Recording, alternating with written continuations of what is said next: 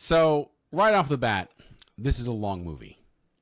And first cut was even going to be like 4 hours, I think, of this film. But I have to say, I enjoy this. I know a lot of people who don't.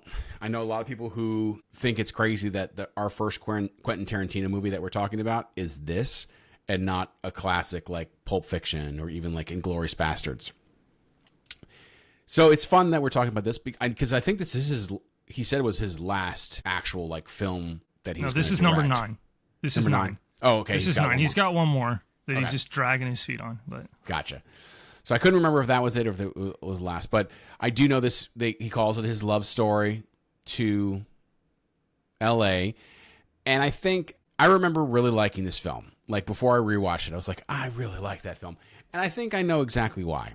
It's the last 20 minutes of this film that really just made me. I mean, so let me get into that. But it gave me like it left me leaving the theater with such like an enjoyment of those last 20 minutes that I think colored the rest of it. I do like a lot of it, but let's be honest. It is a movie of vignettes that are semi-pieced together, not always well.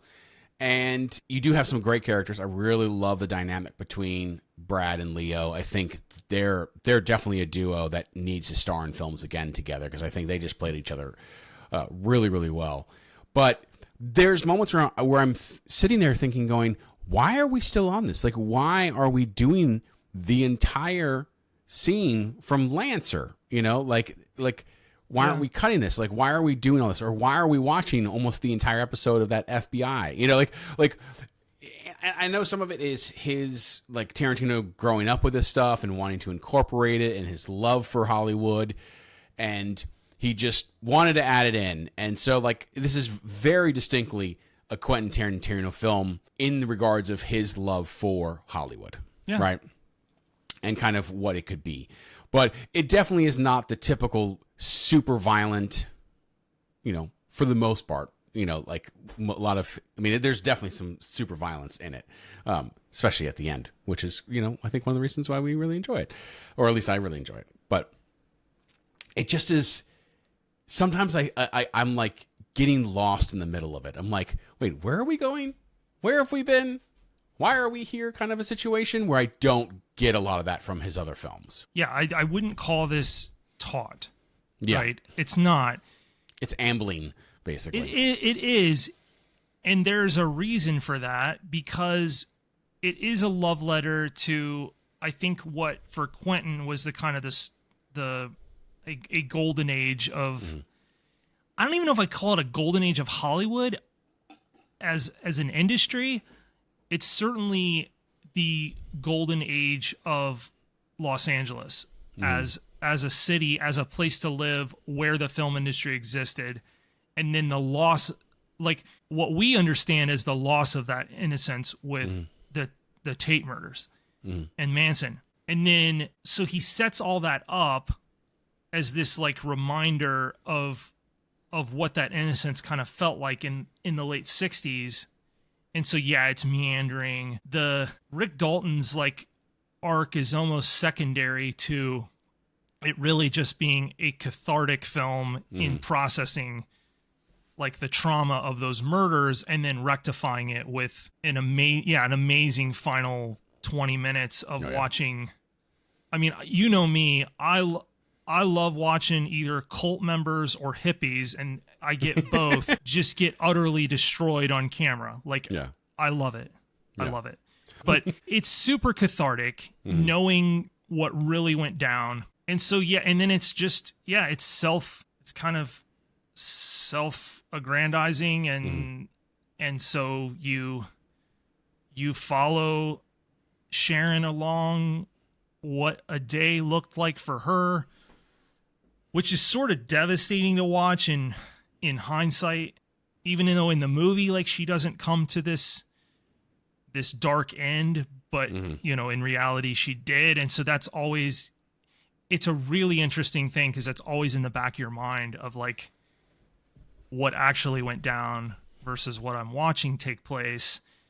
And it's sort of a conflicting, emotionally for me, it's very conflicting, because it's like, man, like, yeah, I'm watching what I'm seeing happen to Manson's ilk in the movie invert that, and that's effectively what's happening to Sharon and the other gals that were with her. So, and then it also feels like kind of like two movies in one, because the first part's like that meandering nature, and then Dalton like getting his mojo back. Mm-hmm. And then you have this huge time jump where like he's gone off to Italy, he's gotten married, he's shot some films there, he's back. So you have this huge time jump, which is really, I remember the first time I watched it was kind of jarring. I was like, yeah. And then we get into that amazing, oh my goodness, incredible finale. Like just this. So this is my, I'm just not that high on Pulp Fiction. Like it's in my 3 spot, but this is number 2. I love his meandering nature to the glory years of LA. What and by the way, you can, sorry, just one more thing, and then I'll hand it back over. You can get on Spotify, they have the entire radio playlist that Cliff and Rick, mainly Cliff, is listening to, including those retro commercials, which I think they're re-records because the quality is like crazy good. But you can listen to that like for, I don't know how long the runtime is for the playlist. It's long, but it's really cool. It's just kind of transports you to an era that I wasn't around for. So I think that's part of it, is it's so rich. Like it feels so lived in. It's like, man, this feels like 69, 68, 69. Like it really does. Even though it might not, like, but it looks like it sounds like it. It can't really smell like it, although those hippies, I can only imagine. Yeah. No, it's, man, it's one of those things. I do enjoy the vignettes. The vignettes are good. They do draw you into their little stories. I am drawn more to Brad Pitt's vignettes because those just feel really good. Like I love when he goes to Spawn Ranch and like just his sureness of himself and this entire thing is just, he plays it so well. He does just such a great job. In a lot of ways, you're like, why aren't you the leading man? Because you're the one who's so sure of yourself. This guy, Rick Dalton's a little kid who, can't handle himself or can't control himself, but yet you can't seem to, Cliff, you can't get your life together, but Rick's kind of like dumped into like stardom. But going back to Spawn Ranch, it just has that eerie feeling that Tarantino does such a great job of creating so much tension about you don't really know what's going on. You're shown some such, but then putting some elements of, levity in it where the guy stabs his, the hippie stabs the car and he's just like, this is not my car. This is my boss's car, and then like basically punches his lights out and makes him fix the tire. And it's just, it's just brilliant. Just so much fun. Super satisfying. Yeah, absolutely. That scene's great. The Bruce Lee scene is hysterical. And the Bruce Lee scene was why it was not allowed to be shown in China. China was like, yeah, you can do it, but you need to take out the Bruce Lee scene. This is disrespectful to Bruce Lee. And Tarantino was like, sure, I'll do a cut of this, but it's going to keep the Bruce Lee scene. I don't care about China. And he just basically walked off and was just like, whatever. He's like, I'm not changing my movie. And, there was a little bit of controversy surrounding that. I know Bruce Lee's family was super pissed off that he was portrayed the way he was. But reality being, Bruce Lee was terrible towards stuntmen on the Green Hornet. Mm-hmm. His insistence on the fight choreography looking convincing meant he hit guys regularly on purpose, very harder than he needed to for the camera, and he pissed a bunch of people off doing it. So like that aspect of it, totally accurate. Also, I'm going to say Tarantino researched this. Bruce Lee was a cocky son of a gun. Mm-hmm. Yeah. And if you're pissed that he's portrayed that way, like, what's the matter with you? Like, he was cocky. That's what he was. Now, the reality was there was a real tussle with a stuntman. They got into a disagreement. I don't know if he threw him into a car door. It doesn't really matter. But what ended up coming out of that was they actually became friends and they trained together. And he trained, they swapped like some fighting style stuff. Bruce taught him, I forget who it is, you can look it up. It's real. It's who Booth is loosely based on in that instance. But they made up afterwards, became friends, trained together, because Bruce trained tons of people. And he trained Kareem Abdul-Jabbar, like he trained with a bunch of athletes, like was always very open with sharing his knowledge. Yeah. Like that's one thing. Bruce was never like very guarded with his, he actually rejected that. He wanted to bring martial arts out into the forefront. So yeah, I kind of get like, as far as his legacy, it's like, it's not a great look, but I don't care because the scene is absolutely hysterical. Yeah. And it has one of my favorite lines in the entire movie when he goes, and my hands are classified as lethal weapons. If I punch someone, kill a guy, I go to jail. And Cliff is just like, yeah, if anyone punches someone and kills the guy, they go to jail. It's called manslaughter. Yeah. Yeah. The writing there's... It's just brilliant. Yeah, it is brilliant. I mean, and Brad has the best lines in the entire movie. Like bar none, out of all the characters, he just gets to deliver all the best lines, and it makes me happy because I think Brad's absolutely a fantastic actor. Yeah, so he has that really funny interaction with Austin Butler at the end, and he's like, "What's your name?" And it's like, I'm the devil. No, it's dumber than that. It's like Rex or get him, Tex. That's it, Tex. All right, we just got to talk about the scene. I absolutely died laughing, like that entire scene, that whole thing. But then when he just throws the can of dog food at the girl and she just goes down screaming, I could not stop laughing. Like, by the way, the girl that fell down, that's your Best Actress Academy Award winner. That's I forget her name. She just won, but that's her, the one that ends up getting roasted in the pool. Oh my goodness. So, I mean, it was just, that whole sequence is brilliant. It's done so well. Yeah. The energy is up the entire time. So much going on, but you're able to like keep it all in and figure it out. And just to even have like when she runs out screaming and Leo's response of just like, you know, no idea what's going on with all the ruckus going on in his house and gets freaked out and then just walks off with the flamethrower and just tortures her. It's just brilliant. Which, by the way, when he does the training, like they do the flashback of him training with the flamethrower. Yeah. Apparently, when he goes, "Ooh, that's kind of hot. Can we do anything for that?" Apparently, that's something real? That like Leo said that they kept it in. Yeah, or he basically mentioned, he's like, "Oh, that's really hot." I don't know if he said, "Can we do something about that?" Right. But they were like, "Oh, this is brilliant. We're going to use this." Oh, that whole cutaway to him in that total nod to Inglourious Basterds where he's roasting Nazis is great. Yeah, but. It's it starts off really, it starts off really pretty strong. I really like the scene at the beginning with Pacino, who's great. And then it kind of slows down, meanders at a pace until you get to Rick on the set with Oliphant and the child actor that's great. I forget her name, but his interaction with her is just hysterical. Or she's trying to read, and he just keeps interrupting her, and he's coughing and smoking, but then he delivers like probably the best performance of his career, and like gets the mojo back, which is fun.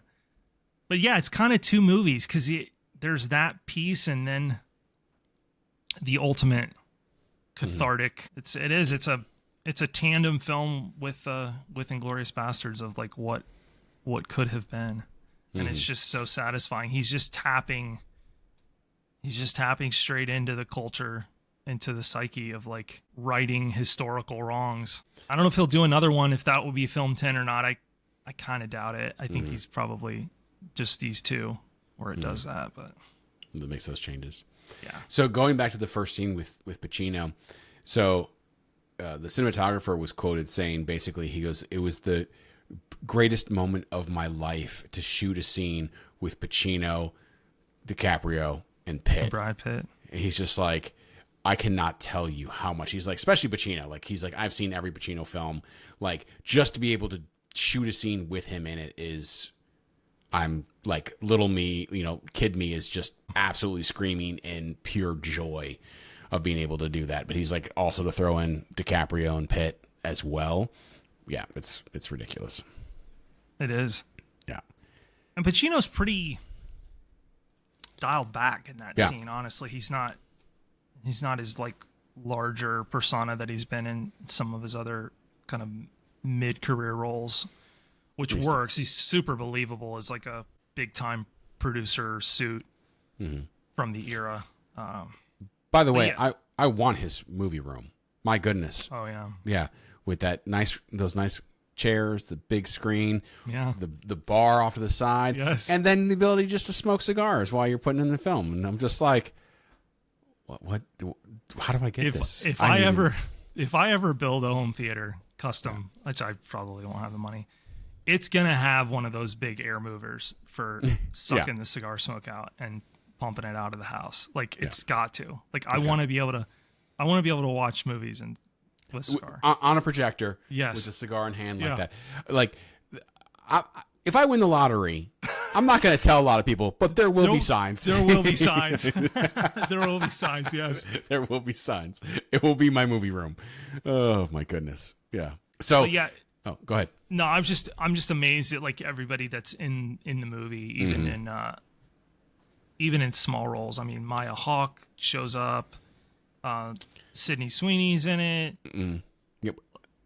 Like it's just, you have a lot of these people who hadn't gotten quite big yet, because I think Maya Hawke, her Stranger Things debut doesn't go until like the next year or something, I believe.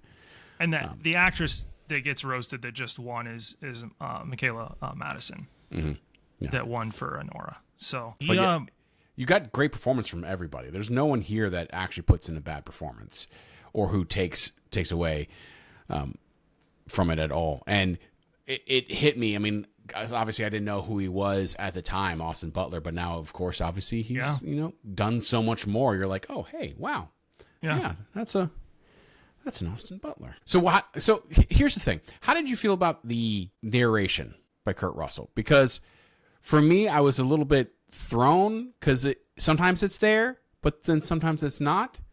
It was like it's like almost he narrated like a third of the movie and that was it. Remind me. It's been a little bit, but remind me, because I didn't get a full rewatch in. Remind me which scene it's where it's heaviest in.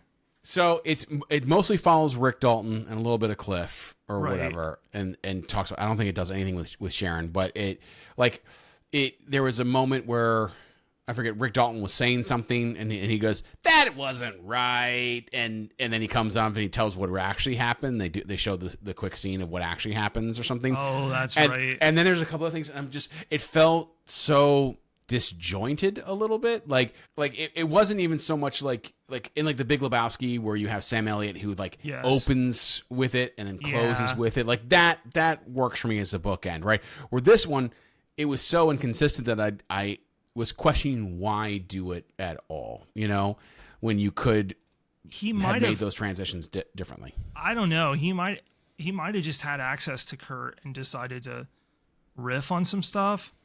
Yeah. But it's like, is Russell's character like a reliable narrator? Yeah. Narrator either? No. So that could be. Now, what I do love is that big question, like coming out of the movie, that Tarantino settled once and for all via the graphic novel. Oh, if whether or not Cliff killed his wife, or on purpose, which he did. Yeah. In a moment of weakness and like drunkenness that he like totally regretted, because in the novel, like, he instantly regrets it. They actually make amends while she's dying, like she's bleeding out, and he can't stop the bleeding. Like the description is like bad, because she's almost been like torn in half by the spear gun. But That's it was an interesting scene. I almost kind of wish I didn't know. Like, it was more intriguing of like, did he or didn't he? Not? Now you probably have heard that, like, DiCaprio's just completely riffing inside the trailer when he's like self-loathing, and he just kind of worked himself into a absolute go ahead, no, sorry. place of despair. But yeah. And supposedly that was actually his idea. Yeah. Like, Rick Dalton forgetting his lines Yes. was kind of an improv on Right. on his part. And so the jump cuts are there because it was all ad-lib. There was no dialogue for that scene where he's throwing a fit in his trailer. And so they just said, let's just shoot it a bunch of times and then we'll cut together the best parts. So that's why the jump cuts was that way he didn't have to, like, he could just be free and didn't have to, like, follow continuity or anything. And so, and it's great. It's a great little scene of him just throwing a fit and kind of being like, and I love the fact, like, you're not going to drink anymore. You're not going to drink anymore. You're not going to drink anymore. And then he takes a drink. Right? Yeah. But it's fun. So interesting enough that that role for Lancer or whatever that is played by Timothy Oliphant was actually supposed to go to Bill Paxton, but Paxton died before they were shooting the movie. Oh, as James Stacy? Mm-hmm. Yeah. Really? Yeah. That's again the little tidbits that I read, but man, yeah, it would have been interesting. I mean, I really like Oliphant a lot. I do too, and I just from an age standpoint, Oliphant makes more sense. Like that, his star would be like rising, even though the way the makeup's done.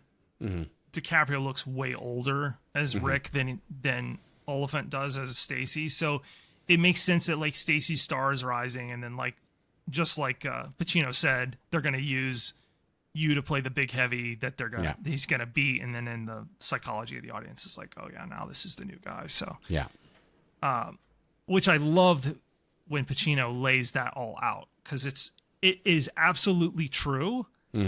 Like, it's not just a truth in the movie. Like, that was a real thing for these, especially this resurrection of Westerns in this in the 60s. They totally would do stuff like that. Yeah.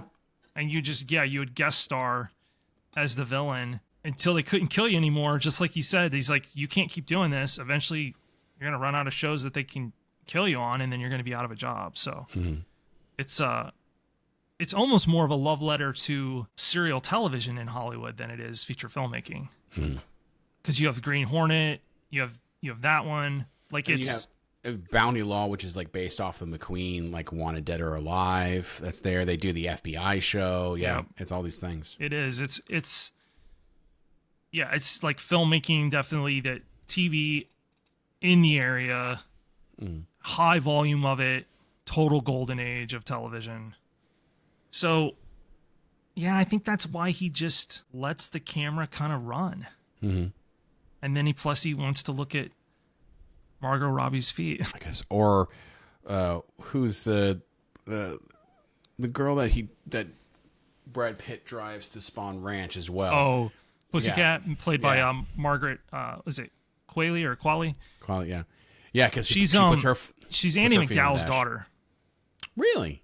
Yes. Oh, didn't know that. Gwen was watching a limited series called The Maid. I forget which streamer it was on, and Margaret was the lead. Good show, and McDowell actually plays her mom in the show. Oh, that's fun. Like near the last couple episodes. But yeah, that's her. She looks quite a bit like her. Actually. Yeah, I mean, I definitely see it now that you mentioned it. And Margaret's like in demand actress now too. It's like you go down through Austin Butler, her, like, it's like, man, they kind of figured some stuff out here with, like, casting some young actors and then it's like, oh, well, I'm in a Tarantino film now. I can go Dune Part 2 and Elvis and. What if you're one of the side characters who didn't make it big? You're like out of, like, the seven side characters, 6 of them made it big. You're the 7th, and you're like, man. At least I was in a Tarantino film. That's true. Yeah, I mean, not many people. No, not many people can say it. No, man, but crazy. I'm trying to think. There was something you had said that it made me want to bring up. Oh, the feet. Yeah.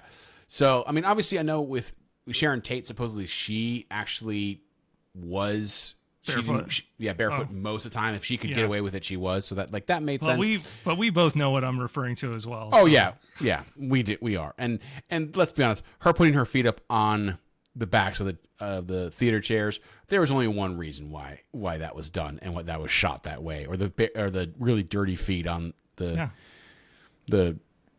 not the hood of the car. What is it? The dashboard of the car. And you're just like, come on, man. You're a little. You're not hiding it anymore. Well, no, he never was. It never was. There's a whole. I mean, the whole scene in Kill Bill Volume 1. That's with Uma trying to get. Come on, Big Toe. It's been, and he got to drink tequila off of what's her face's foot in From Dusk Till Dawn. Yeah. Selma Hayek. Yeah. He wrote that scene and he cast himself Yeah. as it. Yeah. Come on, guy. Come on, man. No, I mean it's fine. It's like a well-known like thing now. I mean it has been forever, so it's fine.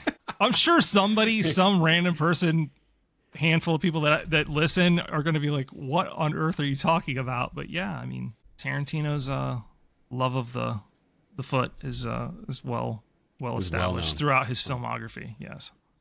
Yeah. Oh, there's one thing that just throws me every time because I didn't get it until I saw the credits.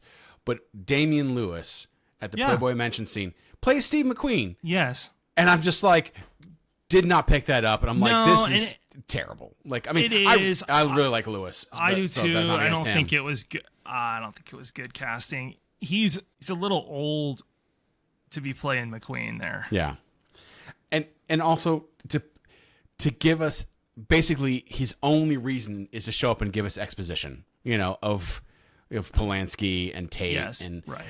And by the way, also a very bold move in hiring Emil Hirsch to be in your movie, like 4 or 5 years after he's basically convicted of aggravated assault or whatever against that Paramount executive. Oh, that I did not. Oh yeah, because his start was writing because he had done like Alpha Dog, he had done The Girl Next Door, like he was doing pretty big, but then apparently in like 2015, 2016, it was 2015 is when it happened. He claimed he had no memory of it from basically just drinking so much alcohol and he did check into a rehab later, but I'm just looking at the note right there. Oh. I didn't realize that, so I good for Tarantino giving him a chance. I mean, obviously Emil hasn't really worked that much more since then, or at least big name stuff, but no, but I did like seeing Zoe Bell as Russell's wife in it and just cussing out. That was a really good scene. What is he doing here? Yeah, and she's awesome in Death Proof, which a lot of people will like say that like Death Proof is Tarantino's like quote unquote worst movie. I really like it, and in fact, that's one of my favorite roles of Kurt Russell's is Death Proof because it's so different from like the rest of his filmography. But I think when I think of Tarantino's weakest, for me it's The Hateful Eight. Like, just didn't, hands down, didn't particularly care for that one, but I don't know why it's rated so high on IMDb. Like I've watched it. The only people that I know that have seen it that really, really liked it, almost all of them were able to go to the roadshow of the 65 millimeter screening of it and said it looked like incredible. Just that ultra wide but still, aspect ratio he shot it in. But yeah, I thought it was slow and plotting and just ultimately not a satisfying movie at all. Yeah, he's one of the few still out there that, and he's been doing it a long time, that has like more or less a built-in audience that will pretty much go to see his film. And then he's one of the few that's a, writer director. So, which is even, I know he's talked at length about he doesn't poo-poo directors that don't write, but he's like, hey, it's different. Like, I can't make as many movies because I won't direct something somebody else has written, so my volume's lower. But he's like, I feel like my voice is stronger. as a filmmaker because I'm a writer director, which I totally agree with. So, you know, neither's right nor wrong, but that was why he felt like directors eventually decline, was that because they're not directing their own written material, eventually he felt like their voice kind of faded over time. And whatever the writer's voice or whoever they're working with starts to grow. I can see that. Yeah. So there's room for both. I mean, he's writer-director. Nolan's writer-director. James Cameron's more or less a writer-director at this point. So Yeah. versus Spielberg's, and those guys have heavy input in the script, but they don't write. No. I remember a guy I used to work with that that's family friends with Spielberg said on vacation Spielberg was poolside and his kids were swimming in the pool, and Spielberg's just in a lounge chair with a stack of scripts like 3 feet high, just pouring through, trying to figure out what he wants to do. What was next? Yeah. This was also the same friend said they were hanging out in poolside and called them over and showed them basically his drawings or whatever for the fight sequence in episode 1. He's just yeah, George had asked my opinion, and so I was kind of giving him notes and stuff. I'm just like, stop talking, stop talking. Yeah. I don't want to hear this anymore. Oh yeah. I'm so jealous. Well, and they went with them to Churchill Downs as well. For the Derby. Yeah. Oh. Yeah. It was. I was fighting it's like, don't be envious. Don't be envious. I don't think I won. I think I was envious. No, yeah. But yeah, he was constantly reading. That's the trade-off, right? If you're not going to be writing scripts, you got to be reading them. You're going to have to be reading them. So the time gets eaten up somewhere, I think. And maybe as you go along in your career, you get a little less particular. Mm-hmm.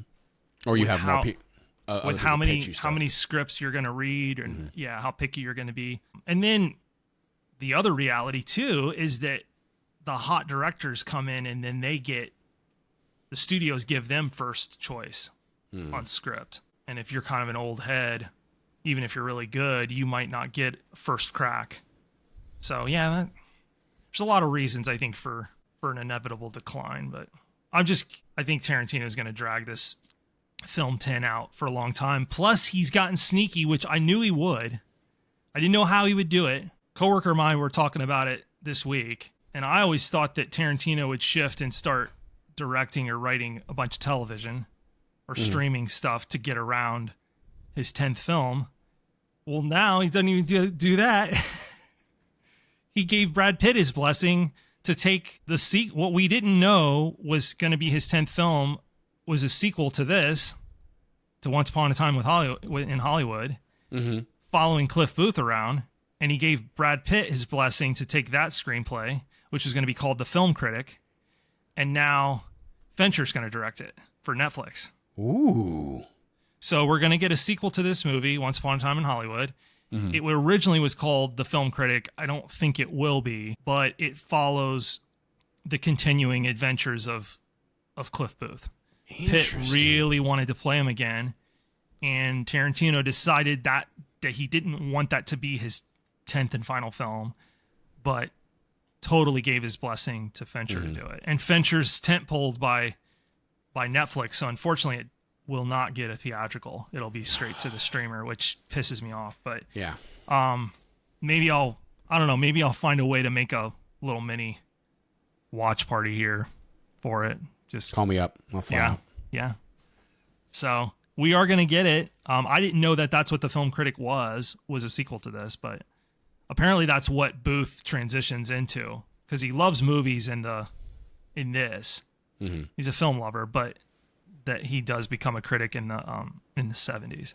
So, and I'm sure his penchant for getting mixed up with the wrong crowd will probably continue. So I think I'm very, very fascinated with what a Fincher-directed Tarantino screenplay would look like. What does that look and sound and feel like?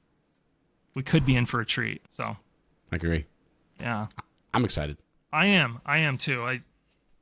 I don't think Pitt would have gone to the mat with that unless the script was really good. So I think this has more to do with Tarantino not wanting it to be his 10th film and final film than it does that it wasn't good enough. I don't think he wanted to do a sequel as his 10th and final film. I think he wants it to be completely original. So yeah, this could be, I'm sure Netflix is excited, but yeah, see what we get. See what we get. Well, it may be ambling, but you and I both enjoyed Once Upon a Time in Hollywood. I think this conversation matched the movie. It was kind of fair. That's fair. Very meandering. Some points were kind of slow. Other points were great. You know? Yeah. Kind of hit it right there. And some were pretty hippie-ish and cultish, you know, but then we dashed those through things. I'll remind you of the double feature of Colts getting smashed. It's this and Conan the Barbarian. The